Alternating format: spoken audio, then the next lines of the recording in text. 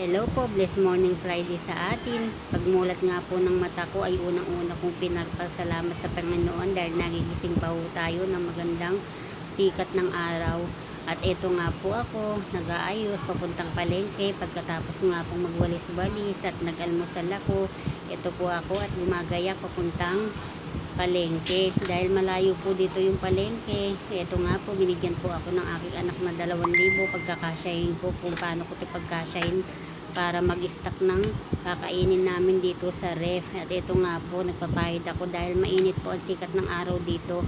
Yan po palang nilalagay ko ay sunblock po yan para hindi masunog yung mukha ko. Alam nyo naman, maitim na nga po ako lalo pa ako magpapaitim. At ito nga po, nag-iisip ako kung ano pong ulam na naman ang bibilhin ko.